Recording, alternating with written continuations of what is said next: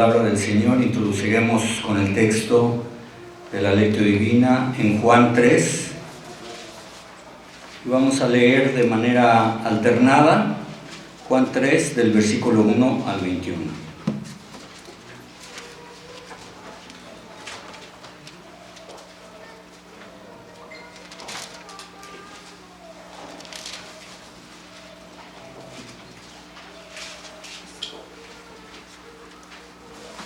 Dice así la palabra de Dios. Había un hombre de los fariseos que se llamaba Nicodemo, un principal entre los judíos. Este vino a Jesús de noche y le dijo: Rabí, sabemos que has venido de Dios como maestro, porque nadie puede hacer estas señales que tú haces si no está Dios con él. Respondió Jesús y le dijo: de cierto te digo, que el que no naciere de nuevo no puede ver el reino de Dios. Nicodemo le dijo: ¿cómo puede un hombre nacer siendo viejo? ¿Puede acaso entrar por segunda vez en el vientre de su madre y nacer? Respondió Jesús: de cierto te digo, que el que no naciere de agua y del Espíritu no puede entrar en el reino de Dios.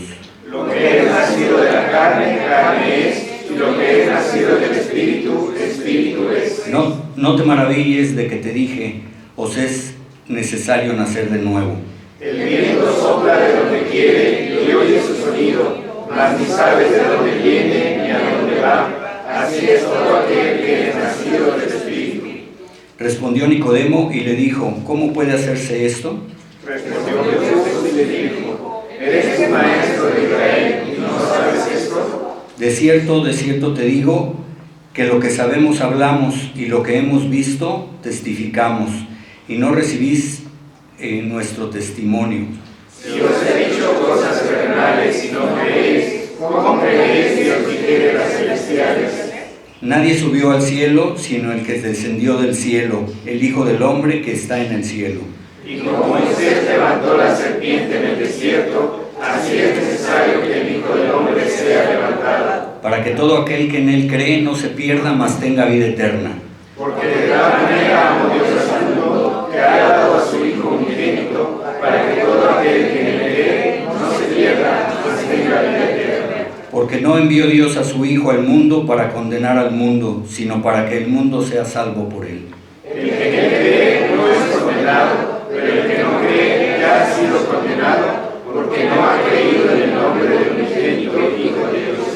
Y esta es la condenación, que la luz vino al mundo, y los hombres amaron más las tinieblas que la luz, porque sus obras eran malas.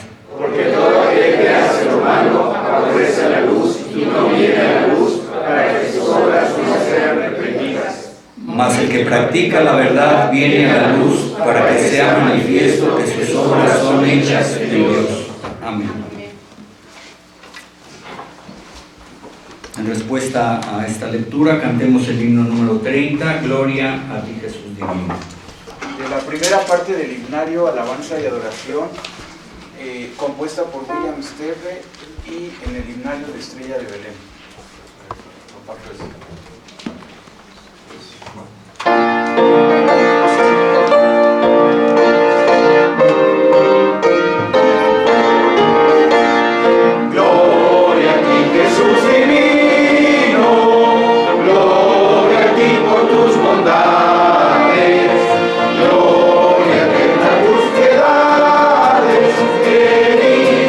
Salvador, tú me amaste con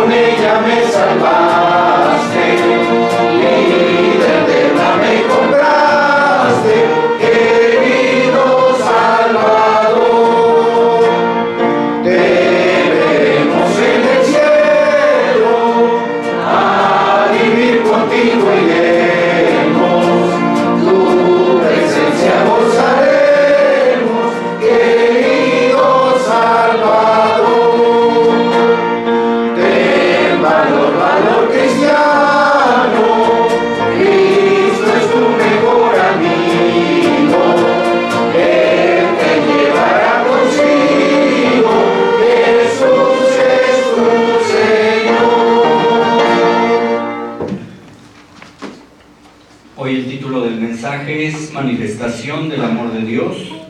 Dejo el lugar a nuestro pastor.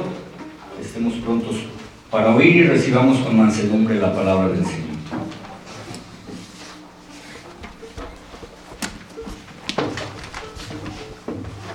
Así como estamos, hermanos, buscamos en la Escritura el pasaje de Efesios capítulo 1,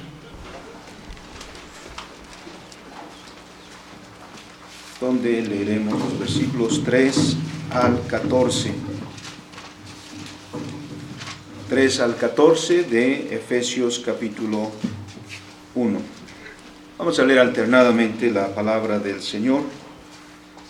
Dice la porción de la Escritura: Bendito sea el Dios y Padre de nuestro Señor Jesucristo, que nos amó con toda bendición espiritual en los lugares celestiales en Cristo.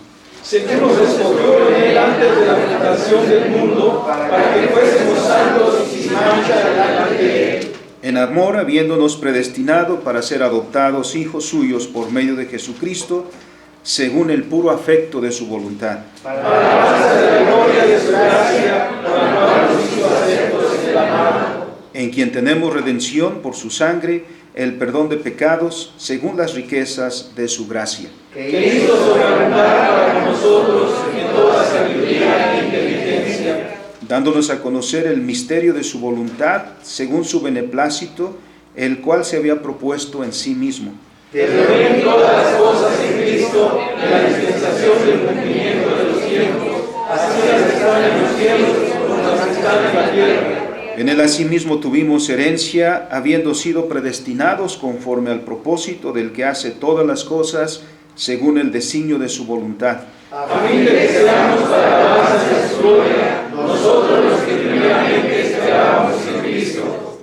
En él también vosotros, habiendo oído la palabra de verdad, el evangelio de vuestra salvación, y habiendo creído en él, fuisteis sellados con el Espíritu Santo de la promesa, que es las arras de nuestra herencia, hasta la redención de la posesión adquirida, para la alabanza de su gloria.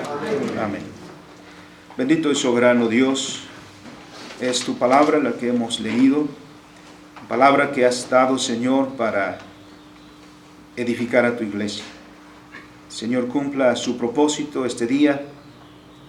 Danos entendimiento, Señor, respecto del significado de tu palabra. Da también, Señor, a cada uno de nosotros el escuchar con atención y que tu palabra, Señor, lleve fruto abundante en nuestra vida.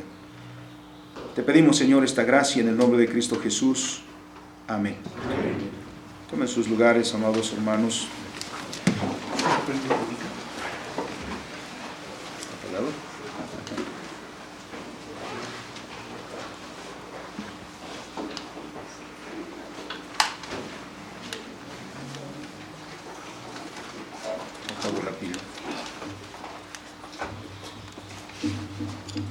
Disculpen, hermanos.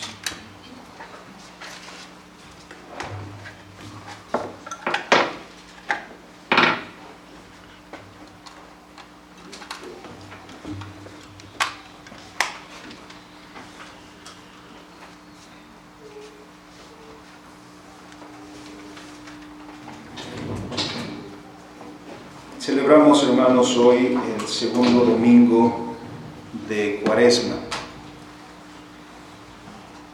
El término Cuaresma y la celebración misma de la Cuaresma no es muy socorrida en los círculos evangélicos. Perdón. A veces incluso se rechaza el término mismo y el significado por la tradición. De hecho, el mismo Calvino en sus instituciones menciona en términos negativos, pero tenía enfrente la celebración romanista, que obviamente esta celebración muy antigua se había rodeado de muchísima superstición, como también en nuestros tiempos esta fiesta cristiana se rodea de muchísima superstición. Pero eso no significa que no debamos celebrar, porque precisamente uno de los principios de la Reforma es ese: volver al principio y al significado correcto para una celebración también correcta de estos eventos cristianos, en el sentido que pertenecen a la historia de la salvación y eventos particularmente significativos en la obra redentora llevada a cabo por nuestro Señor Jesucristo. El término Cuaresma hace referencia a un periodo de tiempo de 40 días. Y este periodo de tiempo suele ser un tiempo de preparación, como vemos, por ejemplo, nuestro Señor Jesucristo antes de iniciar su ministerio, nos dicen los evangelios, por ejemplo, Mateo capítulo 4, que el Señor pasó 40 días antes de comenzar propiamente su ministerio. No es el único momento, hubo otros momentos en los que este periodo de tiempo precisamente tiene este propósito. Nosotros también, y recuperamos ese principio, para celebrar la pasión de nuestro Señor Jesucristo, nos preparamos. Y la preparación consiste en la meditación, en la reflexión sobre la obra del Señor Jesucristo, como nos lo narran los evangelios, como hemos leído, por ejemplo, en el pasaje de Juan capítulo 3, de donde el versículo más conocido es el versículo 16, sin duda. Así que este es el propósito, hermanos, de nuestra celebración y el enfoque de este tiempo de Cuaresma para nosotros. Como iglesia, no solo nos reunimos en este periodo, evidentemente, nos reunimos cada domingo. Nos reunimos como iglesia que adora, nos reunimos para adorar.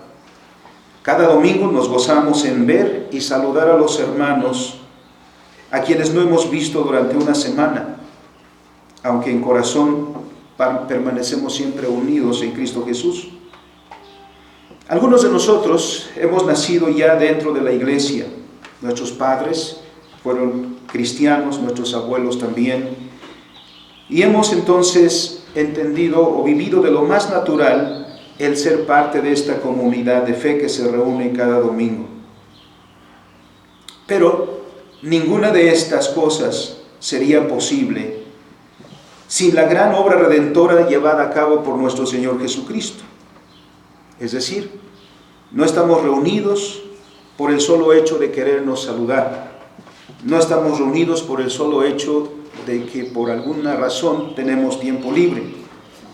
Al contrario, estamos reunidos con todo el propósito, como dice la Escritura, de dejar todas las demás tareas este día a un lado para reunirnos, para adorar al Señor. Así que solo somos iglesia en razón del gran milagro llevado a cabo por Dios en Cristo Jesús. Así le dice también Calvino: el fundamento de la iglesia es un milagro, es la obra que Dios ha llevado a cabo en medio de los tiempos, enviando a su Hijo unigénito para que muriera en la cruz por nosotros.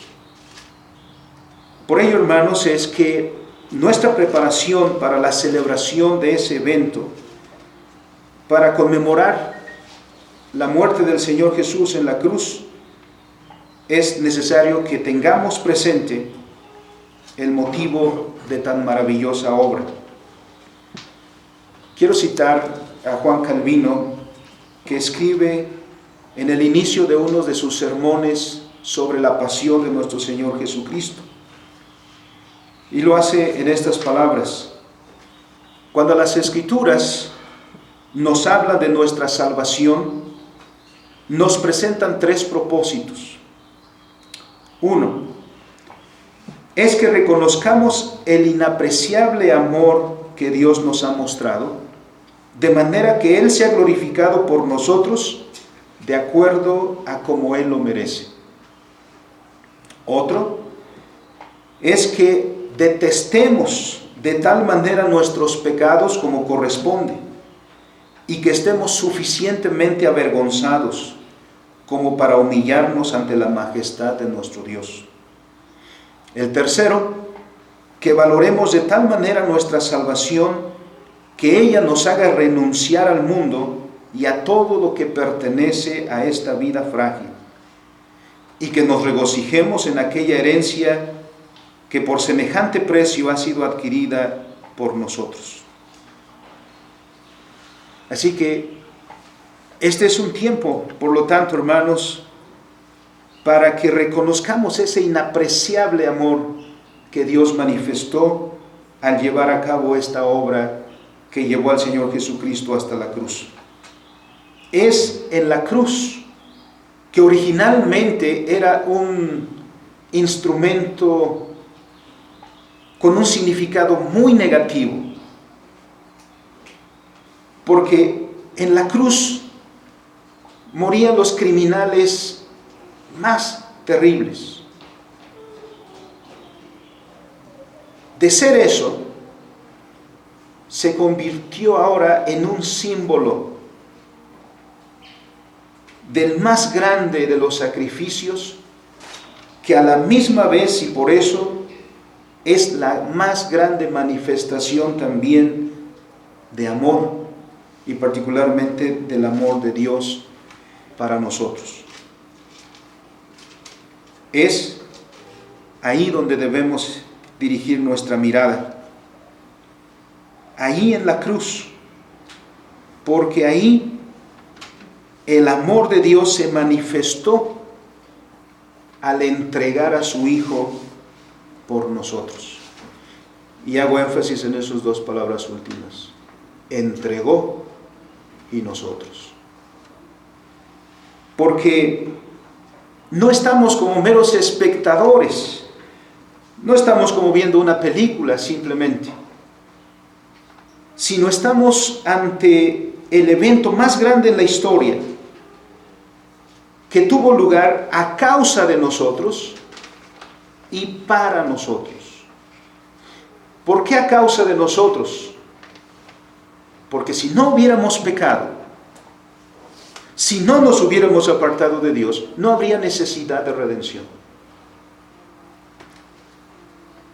Esta palabra se la decía Calvino a Osiander, un teólogo alemán, que decía que hubiera o no hubiera pecado el hombre, de todas maneras la segunda persona de la Trinidad se habría encarnado. Calvino dice no, porque la única razón para la encarnación de nuestro Salvador era llevar a cabo la redención, como lo señalamos también en Navidad. Entonces, en la cruz, como hemos referido, el amor de Dios se manifestó en que Dios entregó a su Hijo por nosotros. Vemos ahí, como dice Juan 3:16, y que todos lo conocemos de memoria, que dice: de tal manera amó Dios al mundo, que ha dado a su Hijo unigénito, para que todo aquel que en Él cree no se pierda, mas tenga vida eterna. Las Escrituras claramente nos enseñan el amor de Dios por un mundo pecador. Ahora bien, amados hermanos, nuestra tendencia como seres humanos es amar a quienes nos son favorables. Las personas que están de acuerdo con nosotros, con lo que decimos, con lo que opinamos, siempre nos caerán bien. Nos identificamos con ellos inmediatamente. Porque de alguna manera nos vemos reflejados en ellos. Opinan como nosotros, están de acuerdo con nosotros, simpatizamos, entonces no nos cuesta trabajo amarles. Así también lo hacemos con las cosas. A veces expresamos que amamos las cosas. Y no es difícil, porque la razón por la que las amamos es porque nos gustan, ¿no? A veces decimos: me encanta este platillo. O me encanta viajar a cierto lugar. Sí, porque te es agradable, porque te gusta. Eso no te cuesta trabajo. Y en ese sentido usamos el término gustar como sinónimo de amar. Amamos las cosas que tenemos, pues claro, porque nosotros las elegimos. Se ajustan a nuestros gustos. Entonces, así las cosas como las personas, no nos cuesta trabajo amarlas, porque la tendencia natural de nosotros es simpatizar con los que nos son favorables. Pero les hago una pregunta. ¿Pero qué de aquellas personas que no piensan como tú? ¿Qué de aquellas personas que incluso te llevan la contraria? ¿Qué de aquellas personas que no tienen los mismos gustos que tú? ¿Qué sientes por ellas?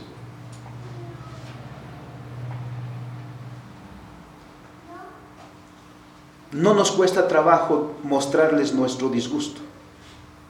De hecho, casi de inmediato nos apartamos. Y en posteriores ocasiones las evitamos. Eso es lo que hacemos.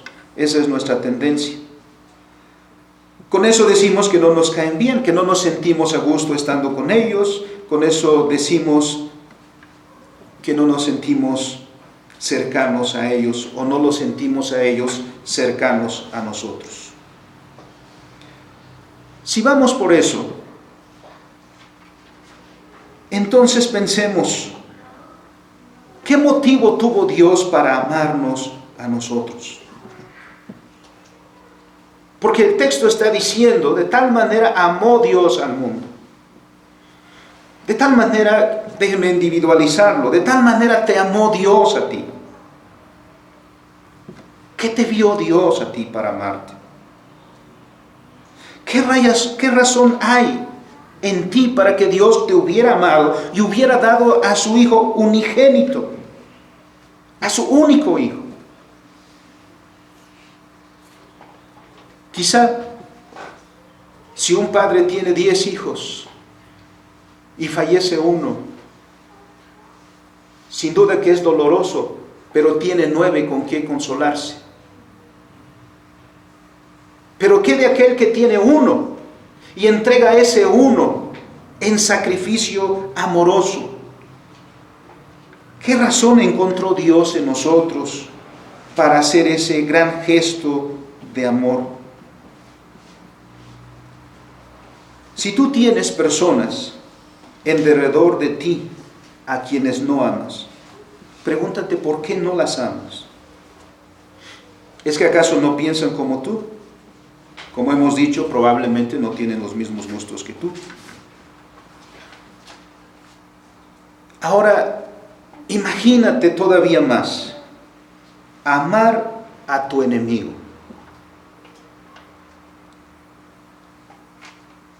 No solo amar a alguien con quien tienes diferencias de opinión o de gustos, sino amar a alguien que está en contra de ti, alguien que es tu enemigo, alguien que hace todo lo contrario de lo que tú quisieras, alguien que se opone con todas sus fuerzas directamente contra ti. Si tú dices blanco, él dice negro. Si tú dices arriba, él dice abajo. Si tú dices bueno, él dice malo. ¿Has tratado de amar a alguien así? ¿Has tratado de amar a tu enemigo? ¿A tu declarado enemigo? Pensemos pues en esto que nos enseñan las Escrituras. Cuando inician las Escrituras nos dicen que Dios creó el universo y todas las cosas que en él hay. También dicen las Escrituras que Dios creó al hombre a su imagen y semejanza y que enseguida toda la obra de sus manos la puso a resguardo del hombre. Le dijo a él que su tarea era cultivar esa tierra y cuidarla. En este cuadro lo que las Escrituras nos dicen, y lo cual es muy evidente, es que Dios le dio una tarea, un deber al hombre, a su criatura, a su más excelente criatura. Le está diciendo que su tarea como criatura es obedecer y servir a su Creador. Además de que en ello precisamente estriba su propia felicidad.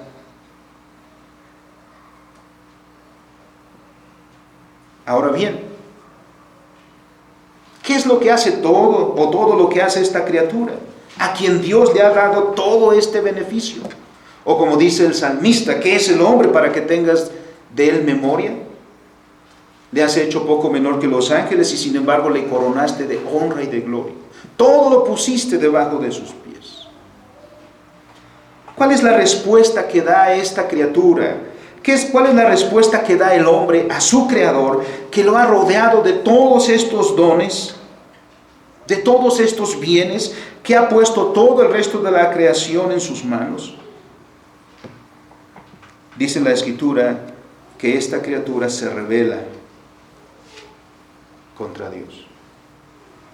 Se rebeló contra Dios aliándose con el enemigo, volviéndose él mismo un enemigo de su Creador.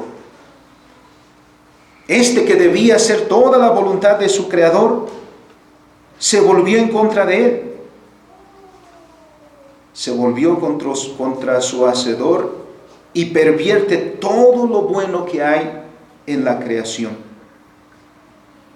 Es lo que dice el apóstol Pablo en Romanos capítulo 1, que el hombre está lleno de injusticias, de fornicación, de perversidad, de avaricia, de maldad, etc. La lista no es exhaustiva, pero es abundante. Nos dice el apóstol Pablo entonces que estos son los orígenes de la miseria humana. Nuestra enemistad para con nuestro Creador, para con nuestro Dios, se manifiesta en todos los hechos, en los hechos más cotidianos. Los hechos más cotidianos llevan ya el sello de nuestra rebeldía. Porque no solamente nos hemos apartado, sino que los bienes que son de Dios los usamos perversamente. Viendo ese cuadro y por lo que hemos estado diciendo, hermanos, ¿estarían ustedes dispuestos a amar a alguien así?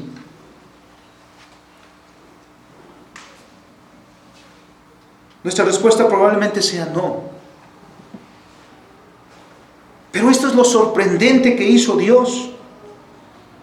Que habiendo hecho todo esto nosotros contra Él, habiéndole dado la espalda, rebelándonos, quebrantando sus mandamientos, sus estatutos, malversando sus bienes. ¿Cuál es la respuesta que Dios tiene para con nosotros? Entregar a su Hijo. Mostrar su amor, enviando a su Hijo unigénito. Vayamos a ese texto que hemos leído ya, pero que es crucial. El evangelista dice, de tal manera amó Dios al mundo. Quiere dimensionar ese amor. Quiere decirnos cuán grande ha sido ese amor.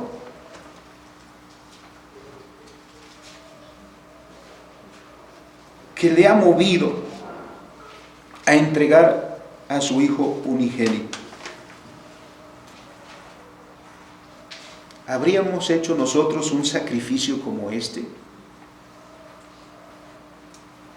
Para salvar a alguien que es indigno de salvar, pero que en una muestra de amor entregamos lo más preciado para salvarlo de la muerte eterna.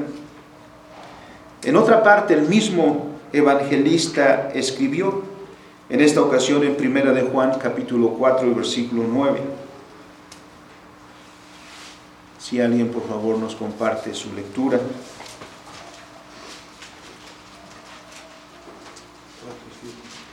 El que escribió el anterior también escribió estas palabras bajo inspiración del Espíritu Santo. En esto se mostró el amor de Dios para con nosotros, en que Dios envió a su Hijo unigénito al mundo para que vivamos por él.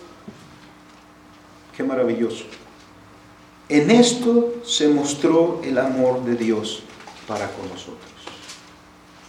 Si te has preguntado en algún momento si Dios te ama, si te has preguntado en algún momento cuánto te ama Dios, mira este texto. No mires tu bolsillo, no mires tu casa, no mires tu carro. Mira este texto y mírate a ti mismo. En esto se mostró el amor de Dios para con nosotros, en que Dios envió a su Hijo unigénito al mundo para que vivamos por Él. Así que en primer lugar, es una manifestación de amor para un mundo pecador. Pero en segundo lugar, es una manifestación del amor que preserva de la destrucción. Muchas son las ocasiones, hermanos, en las que el hombre sufre, ¿no? Todos sufrimos, padecemos aflicciones. Muchas son esas ocasiones, muchas son las ocasiones en que tenemos desventuras. Y en medio de ellas nos enojamos con Dios y acusamos a Dios de ser injusto. Decimos, Dios es injusto porque deja que sufra. Dios es injusto dejándome padecer alguna enfermedad, alguna dificultad, alguna adversidad. Como si Dios se complaciera en nuestro sufrimiento. Como si Dios se complaciera al vernos a nosotros padecer todas estas cosas. Tenemos que entender que lo contrario es la verdad. ¿Ustedes creen que Dios quiere ver a la obra de sus manos perderse? ¿Ustedes creen que un padre se queda simplemente mirando cómo se destruye su hijo? No, porque no quiere eso. Cuando Dios hizo al hombre y le enseñó las cosas que eran para bien de él, cuando Dios rodeó al hombre de todos los bienes y favores, cuando le dijo, mira, de todo el huerto puedes comer, y todo lo puso en sus manos. Cuando Dios, en su voluntad, dio señorío al hombre sobre la obra de sus manos, ¿acaso Dios estaba entonces queriendo ver sufrir al hombre? De ninguna manera. Además de todo eso, Dios dio al hombre mandamientos. Mandamientos que eran para dirigir al hombre en su vida de todos los días, para que viviera sabiamente, así como el padre le da consejos a su hijo. Porque ¿qué padre quiere ver a su hijo fracasar? Ninguno. El padre que ama a su hijo quiere que a su hijo le vaya bien y que siempre, en cualquier circunstancia, sepa tomar decisiones sabias. Dios, cuando creó al hombre, le dio su palabra y encauzó su camino en esa razón de que el hombre tuviera sabiduría y con sabiduría tomara las decisiones que habría de tomar en el mundo de Dios. Pero no fue así. Dios, así como nos lo recuerda el salmista, en el Salmo 1, versículos 2 y 3, ¿para qué nos dio su palabra? ¿Para qué nos dio sus mandamientos? ¿Para qué nos dio sus estatutos? ¿Para qué Dios nos dio la escritura? ¿Para entretenernos en la lectura? No. ¿Qué dice Salmo capítulo 1, versículos 2 y 3? Sino que en la ley de Jehová está su delicia, y en su ley medita de día y de noche. Será como árbol plantado junto a corrientes de aguas, que da su fruto en su tiempo y su hoja no cae, y todo lo que hace prosperará. Dios dio su palabra al hombre para hacerlo sabio, para hacerlo entendido, para que tuviera discernimiento y para que viviendo disfrutara de todos los bienes que Dios ponía a su disposición. Para que su vida, aquí usando esta comparación, esta metáfora, para que su vida fuera como la de un árbol plantado junto a corrientes de aguas, es decir, que tiene todos los nutrientes, todo lo que se requiere para crecer y para fructificar abundantemente. Dice ahí, ¿para qué? Dé su fruto a su tiempo. En estos mismos términos, Dios habló antes a otros hombres, porque Dios no quería la miseria del hombre. Dios quería la felicidad del hombre, la bienaventuranza del hombre. Bienaventuranza que solo se encuentra en la comunión con su Creador y en la dirección que da su palabra. Dios advirtió al hombre.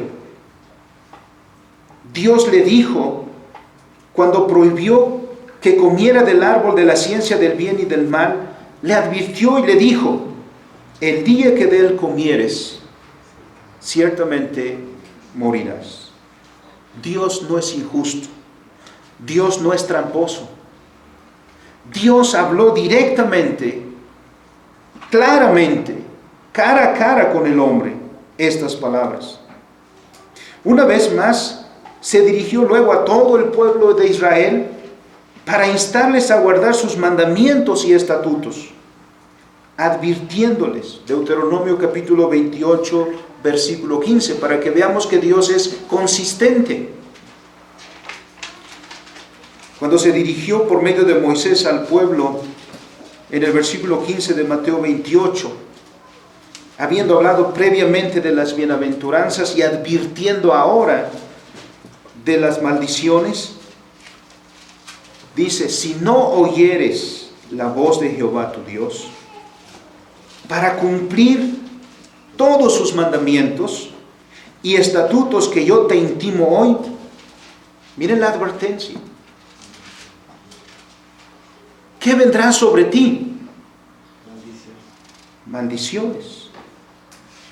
Y te alcanzarán. Dios no es injusto de ninguna manera. Ni quiere Dios la destrucción de la obra de sus manos. Luego entonces, ¿de dónde viene la miseria del hombre?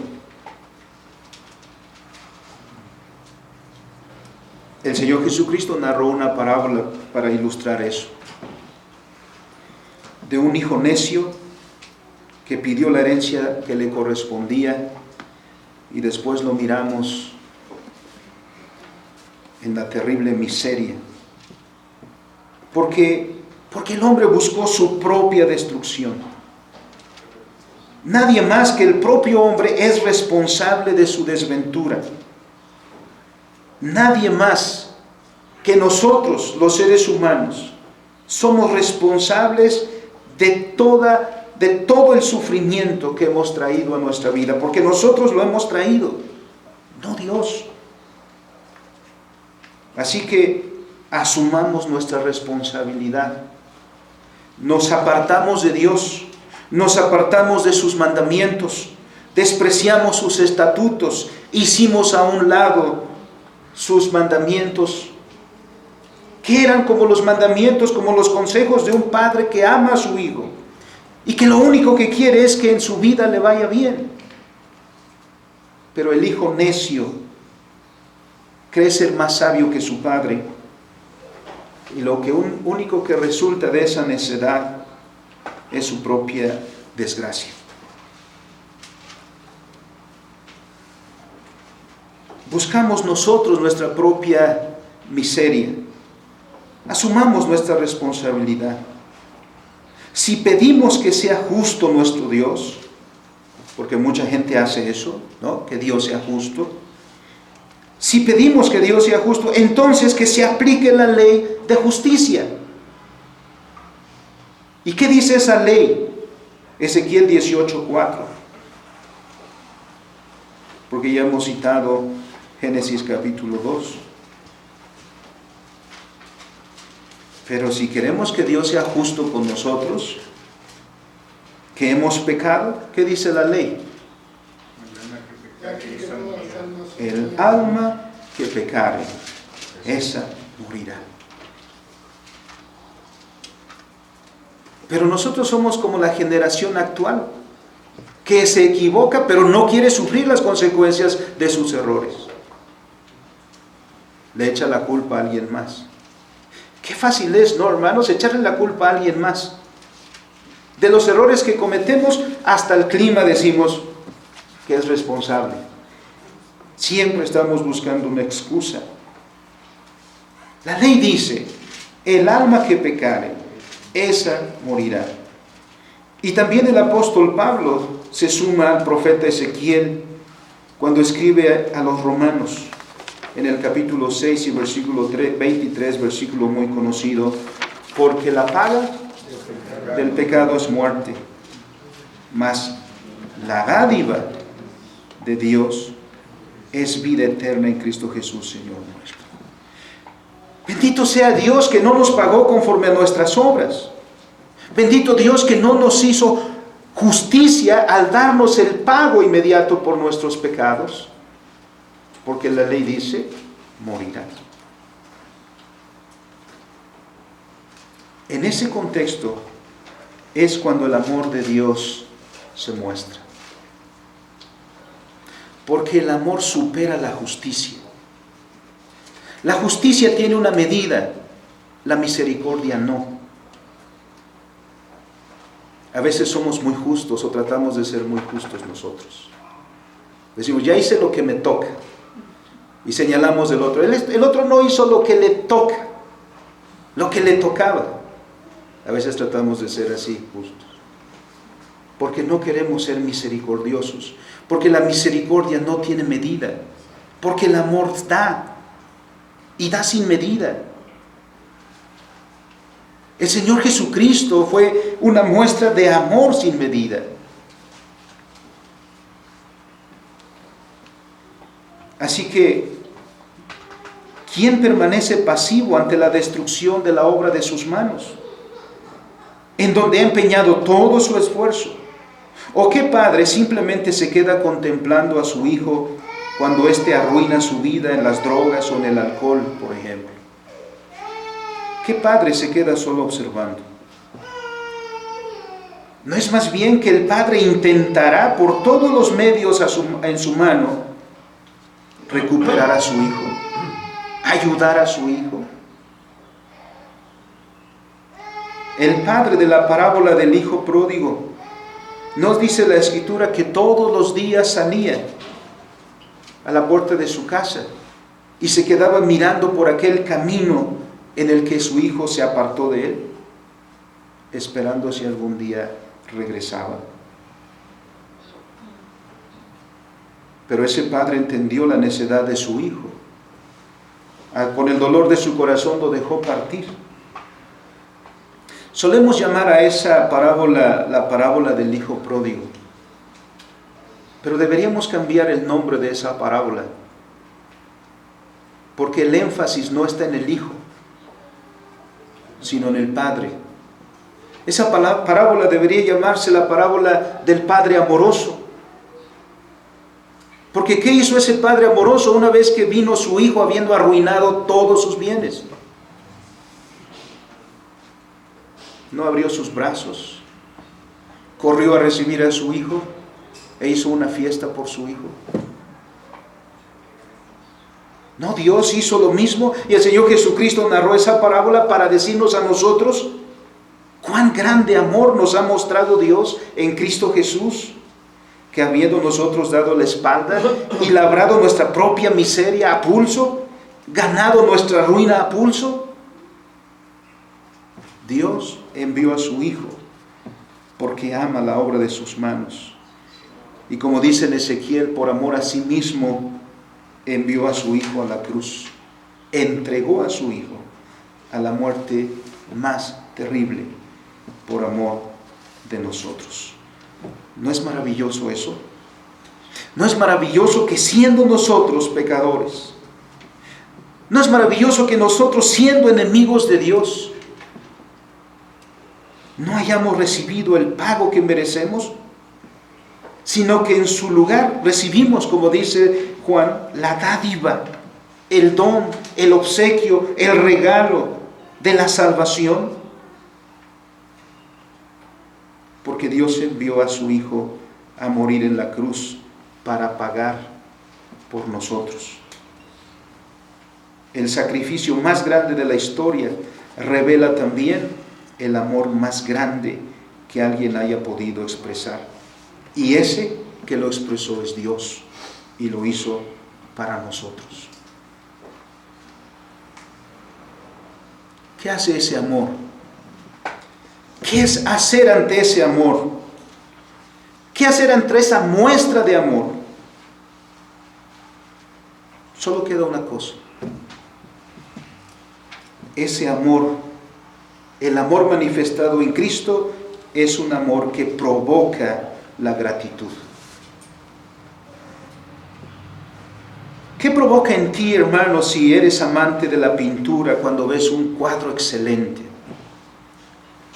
¿Qué reacción tienes tú cuando escuchas una pieza musical que es de tu agrado, o estás en un concierto y escuchas una ejecución maravillosa? ¿No prorrumpes en aplausos, en algarabía, en mostrar tu agrado, en mostrar tu gusto, y lo haces efusivamente, porque de esa manera haces saber a aquel que lo hizo que lo que ha hecho te agrada, te gusta, te regocija, que la ejecución la reconoces, y en eso reconoces sus talentos y la maestría que ha alcanzado? Bueno, ¿qué reacción debe tener el pecador al mirar la ejecución de la obra maravillosa de Cristo Jesús en la cruz? ¿Qué reacción tienes tú, amado hermano, al saber la salvación que has recibido en Cristo Jesús? Al saber que un día estabas condenado a la muerte, al saber que un día estabas bajo esa condenación y al día siguiente en comunión con Dios, libre de tus pecados, libre de tu miseria, libre de las consecuencias y lleno de las misericordias de Dios. ¿Qué provoca en ti eso? ¿Qué provoca en ti saber que nosotros elegimos el camino de nuestra propia destrucción, y con todo eso no se nos pagó conforme a nuestras obras, sino que el mismo Dios a quien tú y yo ofendimos, el mismo Dios a quien nosotros en esa manera tan tremenda ofendimos, mostró el más grande gesto de amor que tú y yo vamos a ver jamás. ¿Eso te hace quedar simplemente pasivo, mirando? ¿Qué es lo que hace el apóstol Pablo en Efesios 1:3? El apóstol Pablo prorrumpe en alabanza.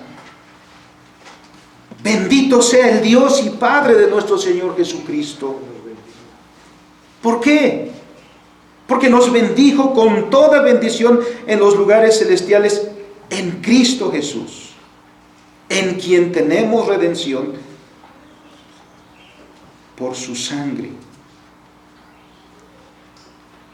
Me he saltado algunos versículos. ¿Ya lo notaron? ¿No? Porque esta es la idea. En quien nos ha dado redención por su sangre, el perdón de pecados según la riqueza de su gracia. Y esa es la exposición que el apóstol Pablo hace aquí, la riqueza de su gracia. E insiste el apóstol Pablo en los siguientes versículos y capítulos. ¿Por qué? Se dice, y a veces se dice bien, nadie sabe lo que tiene hasta que lo ve perdido. Y Pablo dice, hermanos, no vayan a perder la visión de la riqueza de la gracia con que Dios les bendijo. en Cristo Jesús. Y siempre recalca que lo ha hecho por amor. El versículo 5 dice, en amor habiéndonos predestinado. En el 7, en quien tenemos redención por su sangre, perdón de pecados según las riquezas de su gracia.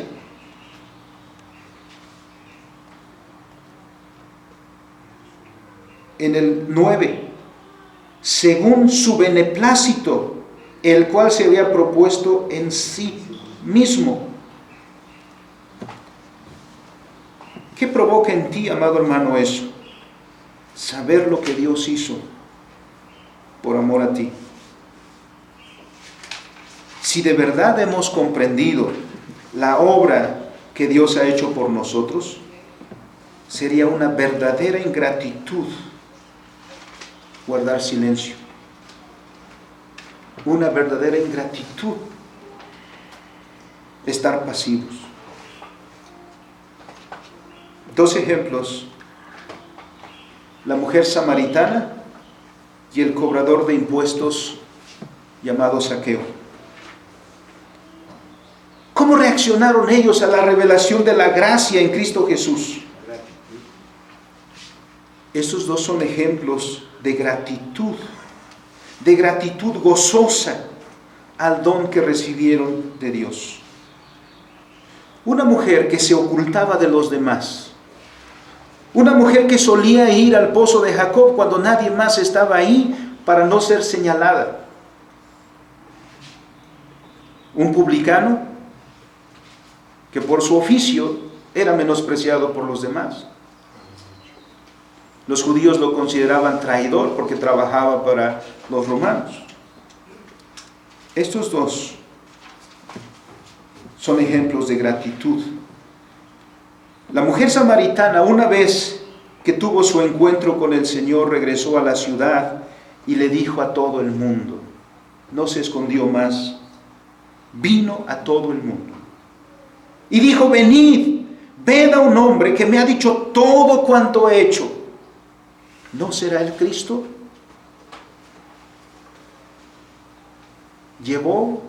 ¿A cuánta gente llevó a Cristo? ¿Cuántos de sus conciudadanos más tarde dijeron, nosotros también creemos, y ya no solamente creemos por lo que tú has dicho, creemos porque nosotros mismos hemos visto?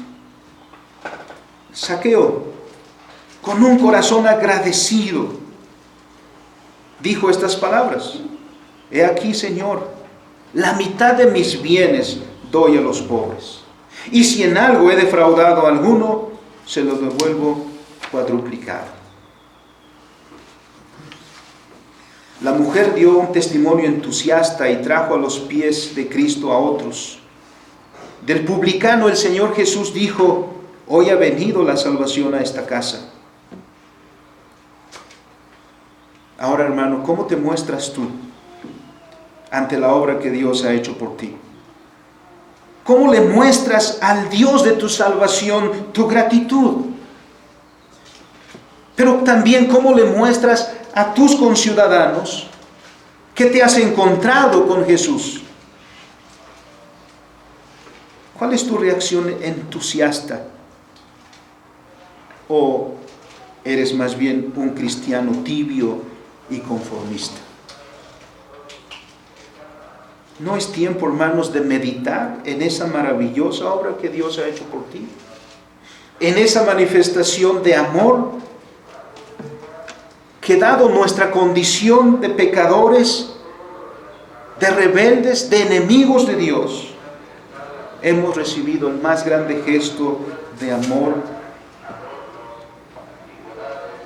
Si se puede así el describir las Escrituras, miremos a la cruz y miremos ese sacrificio hecho por nosotros.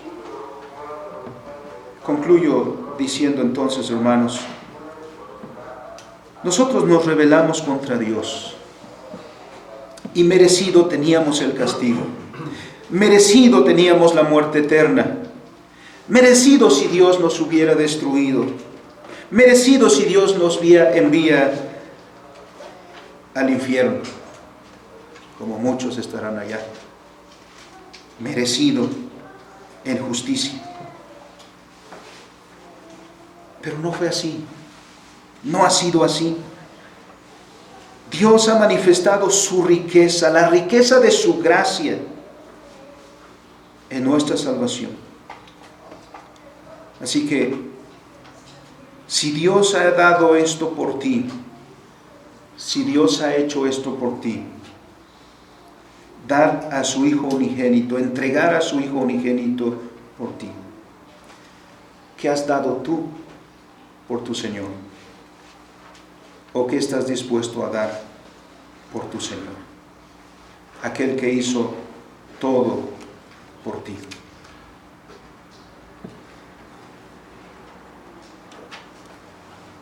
Dios nos lleva, hermanos, a valorar esa obra y a prorrumpir en alabanza, en el amor también que le debemos a Dios. Porque el mismo Juan también escribió: nosotros amamos a Dios, sí, pero porque Él nos amó primero. Muestra tu amor, hermano.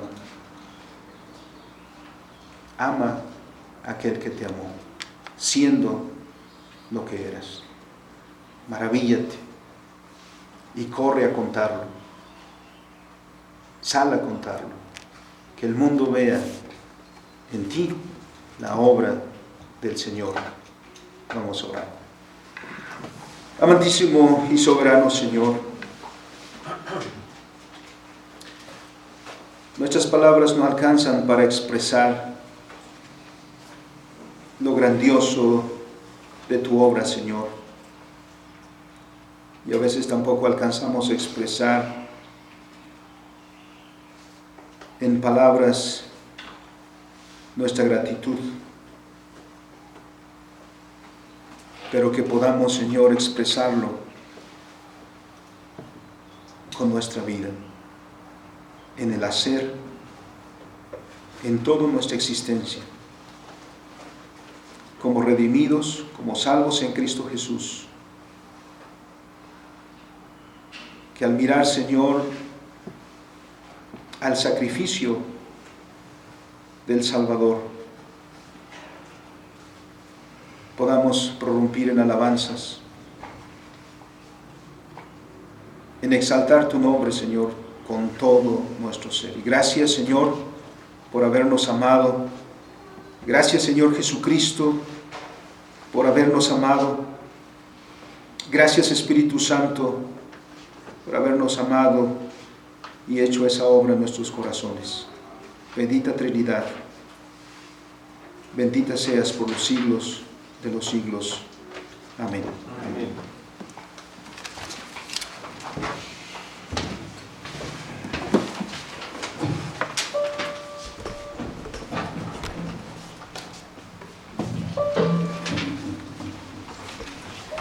En pie, hermanos,